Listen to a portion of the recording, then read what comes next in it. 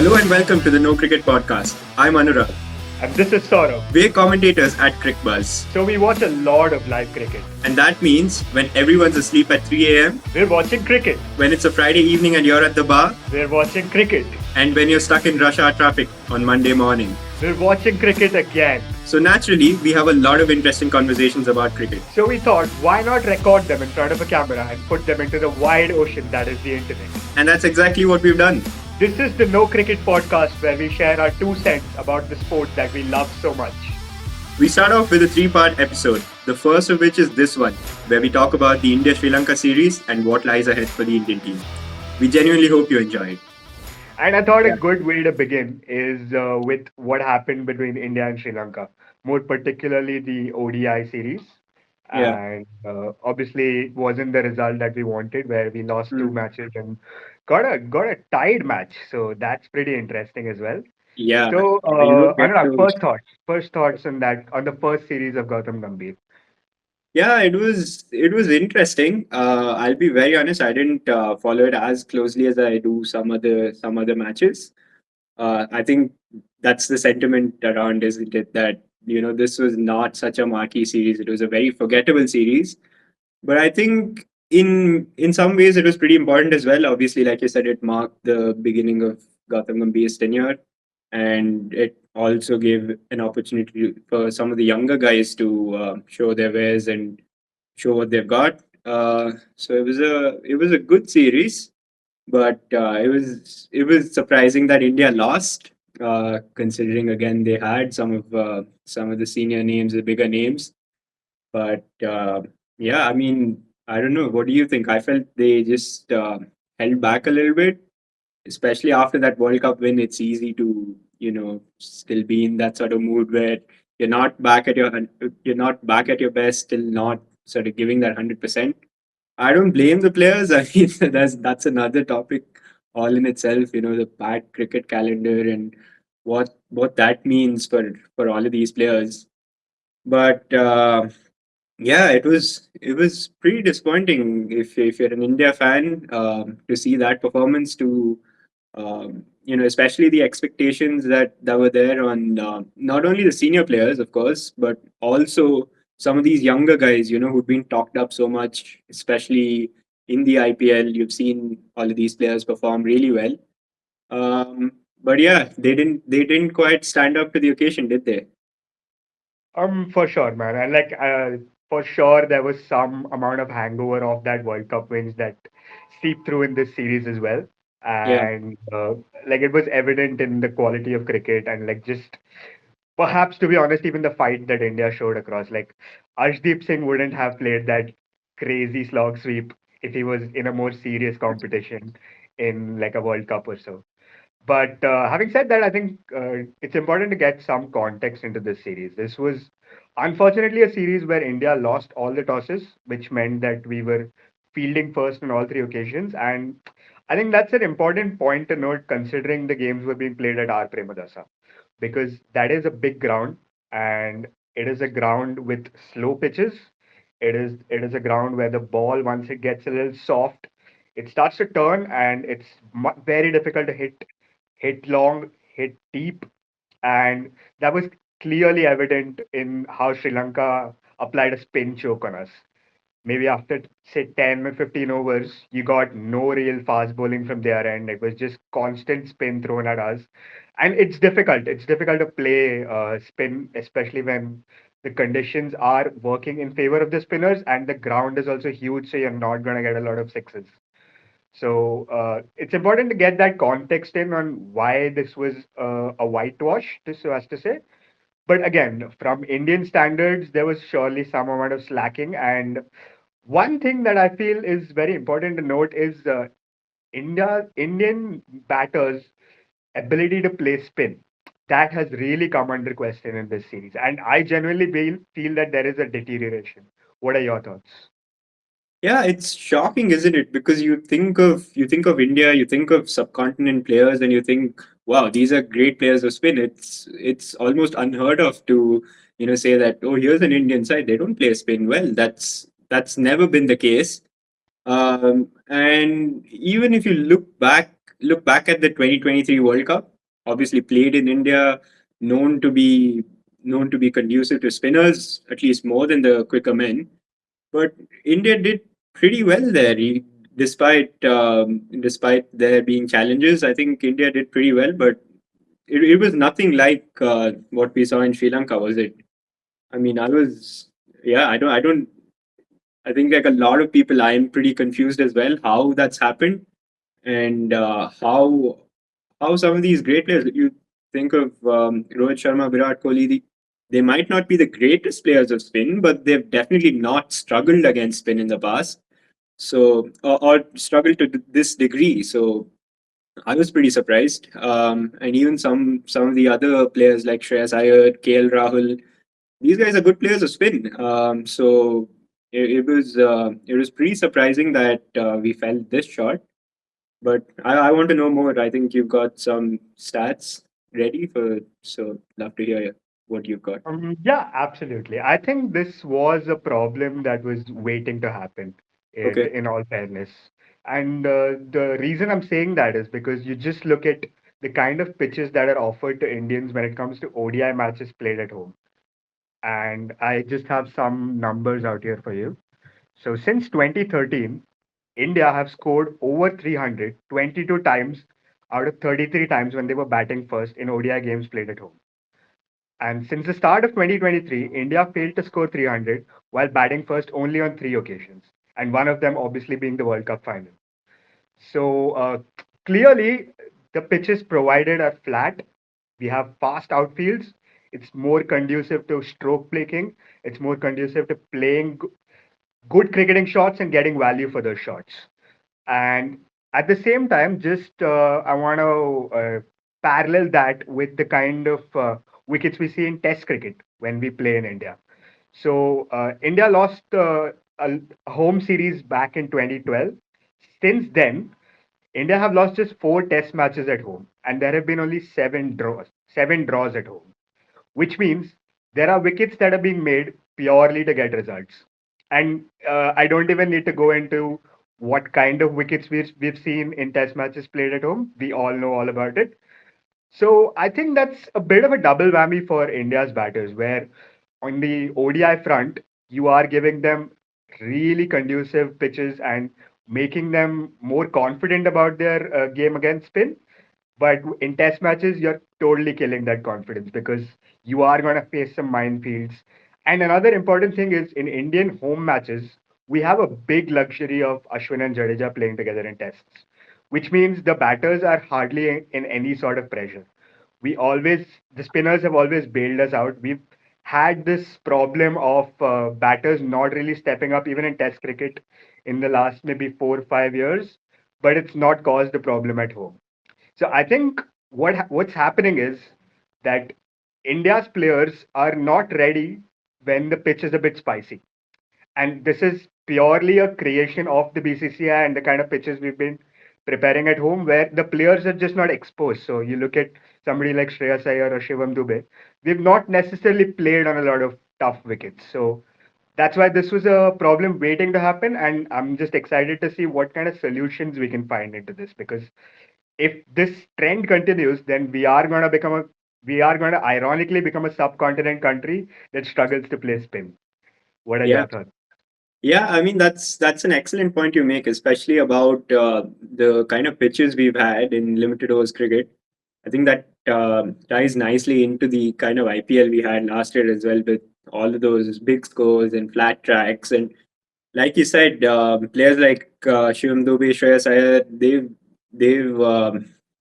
they've been playing on these pitches in the IPL, or maybe even, I'm not too certain what it's like in the domestic circuit, but definitely at the higher level in the IPL, these are the kind of pitches they've been playing on. So yeah, it makes sense, doesn't it, that they haven't really played on challenging tracks, and when they did now back in Sri Lanka, they've come up short. So yeah, I think that's an excellent point you make.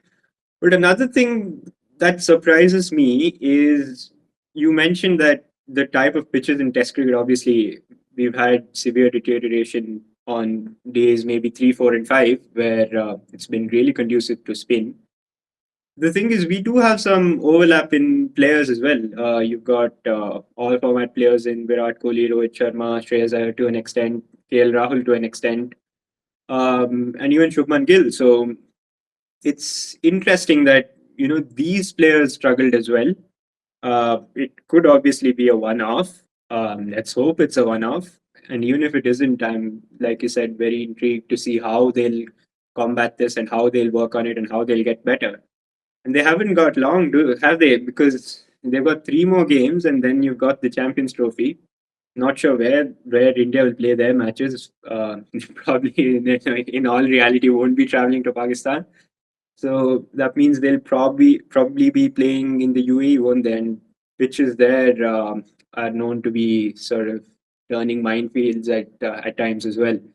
So yeah, India have got a challenge, and they've got to set things right before they head to that Champions Trophy. Well, yeah, absolutely. And I think just to add on to that point where you did mention about overlap of players, I think that's what's hurting India because when you are playing on deteriorating pitches, you are just not going to score runs as batsmen. You look at some of the best batters in the world, they struggle in these kind of conditions. So it's like it does get you results. India win most of their matches at home, but it's purely killing confidence.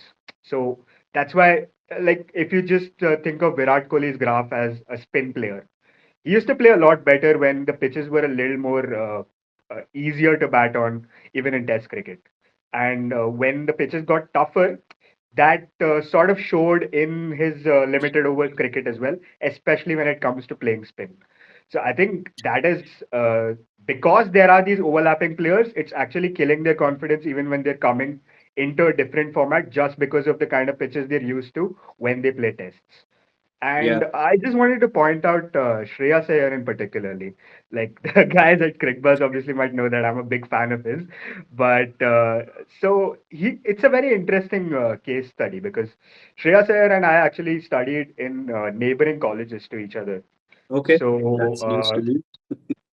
yeah, so Shreya Iyer and I studied in neighboring colleges. He's a year elder to me, and right from back then, like I'm talking about as an 18, 19-year-old, Shreyas Iyer already was the rage. Like he was known in Mumbai cricket as a guy who hit the ball bloody hard, and he was known as the spin basher. And like even in domestic tournaments and any games played at Wankhede, people used to be afraid to ball spin to Shreyas Iyer because he used to like honestly hit it out of the stadium. Like that's how good he was with his spin cricket, and that's what got him into the Indian setup as well, and that's what got him a place in our World Cup squad, in our Test squad for a large part. But one technical flaw or like technical tweak that I've seen with Shreyas Iyer is he's a very what helps him play spin well is he's a very good picker of lengths. So he can pick length early, and he's someone who loves using his feet. So he's someone who dances down to the wicket, gets to the pitch of the ball, and then hits it. And if you look at Shreyas Iyer's scoring areas and the kind of strokes that he might be remembered for, it's all hitting in the V. It's all hitting straight, just lofting it over a bowler's head, over long on for six. And that is something that I did not see in this series at all, where he stayed in his crease. In fact, I think the third ODI, he just got stuck in his crease, and that's how he was out LBW.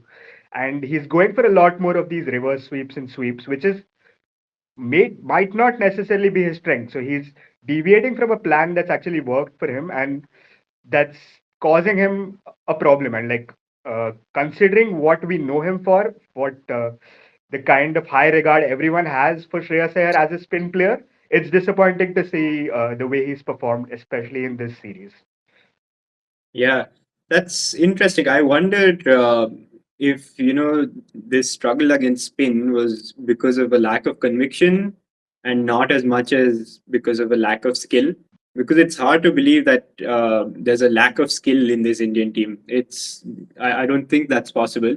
I think it was more because of a lack of conviction, a lack of confidence, and a lack of clarity in thought. I think they weren't. Again, this sort of ties into that post World Cup hangover. I just think they weren't. They didn't have enough time, or they weren't prepared enough in terms of their planning. And I don't think they had a clear thought process of how to go about things, because if there was a clear plan, they wouldn't have made the same mistake in all three of the games. So yeah, I think that's where they came up short. Something for the think tank, honestly, rather than the players themselves. Yeah, actually, that ties into a conversation I wanted to get into is about the role of the IPL in India, and is it honestly doing more harm than good? And are these results, is the IPL somewhere to blame for these kind of things? And I'll tell you where I'm coming from. So if you look at the Indian ODI team specifically, barring Rohit Sharma and Shubman Gill, none of the batters play in the same position that they do for their franchise as they are doing for their IPL teams. So we have seven of the Indian batters who are all prepped for different roles when they play franchise cricket, and they're all prepped to play a certain type. And most of these people are top order batters, which means they are most likely facing more fast bowling. And then that's reducing the amount of time they're getting against spin, and that's automatically leading an impact when they come into the international waters. There is a lot of clarity on player position when it comes to playing for their franchise, but that sort of completely goes out of the window when it comes to the Indian team. Like for example, look at a guy like Rishabh Pant. He's batted at 314 times. He's batted at 428 times, batted at 516 times, and six times, which means he's all around the place. So Yeah. he himself, and he's expressed his frustration when I remember there was an interview in New Zealand that he gave to Harsha Bogle where he said that I have no clarity in this team. I don't know what my position is. I'm constantly in and out. And that's not going to do any good for a player's mentality, for a player's confidence when you don't know where you're batting, you don't know what kind of bowling you might face. And look at what got us a lot of success in the World Cup last year. It was clarity of position, where we had a clear thought of who's batting one, two, three, four, five, six, seven, and we did not deviate from that. And that has sort of taken a hit, especially with Gambhir coming into the picture and him liking these experiments. We've seen it even as a franchise leader, where he was like, "Let's get Sunil Narayan to open, let's get Akshar Patel now to bat at number four." So I think that sort of messes up a player's position. And as much as these players say that positions don't matter and we're going to do whatever is asked for the team, I think internally for sure a player would feel a lot more confident if they know when they're walking out to bat and what kind of bowling they're most likely going to face. Yeah, that's definitely true. But I also wonder, the IPL, after all, is a 2 month long tournament, right? And I don't know what impact that has on senior players like Rohit Sharma and Virat Kohli, who obviously played cricket for such a long amount of time. They obviously play more international cricket than IPL cricket, but I can definitely see it affecting some of the more younger players who are not as regular in the international team. And it also sort of makes me wonder, um, again, this series in isolation, it probably doesn't tell us everything. It I know we've only got three more games before the Champions Trophy, but this was sort of a this was sort of a stage where they wanted to try things, try different combinations and see where they'd get with it. So I understand some of the chopping and changing. I think they were trying to put players in different situations and see how they'd react and see how they'd play. So I'm not fully sold on that. But yeah, I do agree with your point that there should be more clarity in the positions and more clarity in the roles, and I think that will come with time. Obviously, again, this was just the first series and under the new coach, and if you can call it that, under the new management. So yeah, but like you said, it is Gautam Gambhir after all. We'll have to see if they keep chopping and changing. That obviously won't be good. But if they do, chop and change for a bit, and then they settle on a formula and they stick with it, I think that would be the right way to go. But yeah, Speaking of chopping and changing, I also wanted to take the conversation towards India's wicketkeeper role, especially in ODIs. Now that Rishabh Pant is back, what are your thoughts? Do you think Rishabh Pant should be given the go ahead of KL Rahul, or do you think Rahul should continue? Well, I think it's very tempting to get a guy like Rishabh Pant just because he's so talismanic and he can win a game on his own. But and he also gets that left hand right hand combination into our top seven, which we sometimes are severely missing. But I think it'll be a little too naive to ignore the contributions of KL Rahul and what he's done as just a steadying force at number 4 and 5 for India. And the amount of times that he's saved the team from a tricky situation. I remember the our World Cup opener against Australia where we were 2 for 3, if I'm not wrong. And KL Rahul just played a gem of an innings from there to just save the team. And he's done this multiple times. So I am a firm believer that you need to give players a long rope. You need to give them enough chances. And if performances are still not improving for whatever reason, that's when you make these chopping and changing. So at the moment, I would firmly feel that KL Rahul deserves his place and deserves to continue as the Indian wicketkeeper. But Rishabh Pant's a really good number two to have. Yeah, I agree And with that as well. Yeah, sorry, go ahead. Yeah, just to take the conversation back to the IPL a bit, where I was like, there are these players who might be impacted by the IPL and not having role clarity. Another thing that the IPL is doing is, again, it's an entertainment tournament at the end of the day. So it's a tournament where you're going to get a lot of flat pitches. You're going to get high scores. We saw it in this year as well. I think the most 200s for a tournament ever.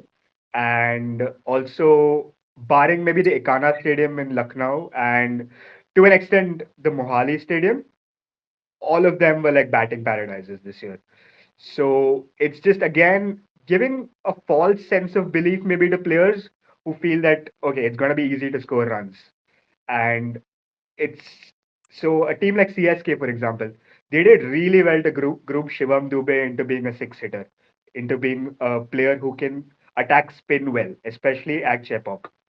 But the moment conditions changed, the moment the pitch was a little more tricky, you saw that his game sort of faltered. So again, the IPL's producing players who are very good to play on flat tracks, but the moment pitches get a little more tricky, it's taking a burden on our players. Yeah, that's definitely true. It's interesting you mentioned again. This kind of takes me back to your point about players, about the IPL forcing players out of position in terms of international cricket. You'd think so. KL Rahul obviously plays as a top order batter in the IPL. So you'd think he's effectively batting out of position in ODI cricket, right? But I've actually got some numbers here which are very interesting. KL Rahul as an opener in international cricket is worse than KL Rahul, the middle order batter. This is in ODIs, of course. And KL Rahul is a far superior player of spin than Rishabh Pant. And the numbers make it quite clear.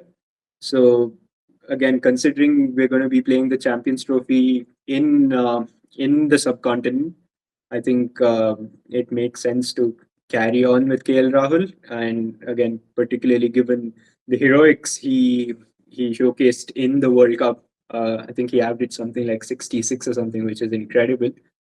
So I think it makes sense to continue with KL Rahul. Like you said, Rishabh Pant is talismanic. He has that flair. He has that X factor, as people like to call it. Um, as as amazing as that is to have, I think India will do well to have a steady and level-headed KL Rahul bat at five. So yeah, I, I think the ODI team needs someone like KL Rahul in the middle order, particularly with a lot of youngsters coming in, and with the lower order with the likes of Shivam Dubey, Akshar Patel slotted in after him. I think again it also ties into the left hand right hand combination. You got potentially two more left handers coming in after him. So yeah, I think my vote would go to KL Rahul. Fair enough, fair enough. And I was just going to ask you now to summarize maybe the India series for once. Is your thoughts on Gautam Gambhir being appointed as the head coach? What do Yeah, you I make of mean, that decision? going by this series, I think it's too short or too small a sample size to say anything. I was, I won't lie, I was a little excited and pleasantly optimistic about Gautam Gambhir's appointment. I really liked him as a player. I really liked his gritty and you know give it all sort of nature he had when he was a player, and I think he brings that to the Indian team as head coach as well. And he was again very straight in saying that he's here to win. He's not here. He's not here to be around smiling for the cameras.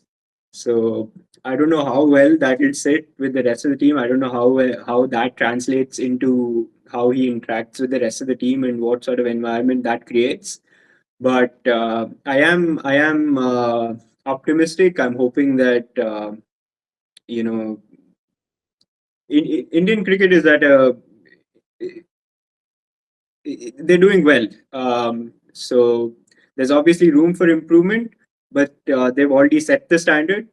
I'm hoping they can go a little bit beyond that. It's probably too much to expect them to excel at an even greater level. But I'm hoping they continue to play at this level and go beyond a little bit, improve the 1%. Absolutely. And again, the jury, it's too soon to pass a judgment on Gautam Gambhir. He's managed the team for like 6 international games so far. But what is interesting to point out is I think this is again a little bit of an IPL fallacy that we're falling into, where we picked a head coach just because he was a successful franchise coach. And another important point, he was never head coach before in his life. He's held the role of team mentor, even at Lucknow Super Giants, even at Kolkata Knight Riders. So at Lucknow, it was Andy Flower coaching. At Kolkata, it was Chandrakant Pandit coaching. So Gautam Gambhir has honestly never been head coach before. So this is a transition for him as well. And if you think of leadership, Gautam Gambhir has led Team India in 6 one-day matches. That's it. He's been a very successful franchise captain, but I think it'll be wrong to sort of draw parallels between franchise cricket and international cricket. So Gambhir, the leader, Gambhir as an ODI coach, I think it's very much he's going to learn on the fly. It's very much a job that's new to him, and managing the dressing room, managing the strategy for an ODI game could be very new to him as well. Another thing that I found pretty interesting. So I was reading a book by Paddy Upton where he talks about India's World Cup win in 2011, where obviously he was the assistant coach with Gary Kirsten. And what was very fascinating was he mentions Gambhir as the least confident guy in that team. So Okay. Gambhir was the guy who was always nervous, and he was never ever like he never walked into a cricket ground thinking that I'm going to win a game for. He was always apprehensive of his abilities, and that never really rubbed off on the ground because look at how many clutch innings he's played for India, including the World Cup final. But maybe it's just important to point out that this is what Gambhir's soft side, this is what Gambhir's mentality could be on the inside, and that's coming from somebody who's coached India in the past, and it's coming from a reliable point of view. Yeah, that's interesting. I think Gambhir is one of those people who doesn't give away a lot. Obviously, he does show his emotions, I guess, in his own way. But I think he's someone that plays his cards close to his chest. So I I think it'll be fair to say that this phase will be a very interesting one in Indian cricket. And I'm just curious to see how it'll all play out. That was just part one. We really hope you enjoyed it. And if you did, make sure you hit that like button. Also, don't forget to hit the subscribe button to make sure you're notified of our next episode, where we talk about the West Indies and Test cricket. See ya and goodbye.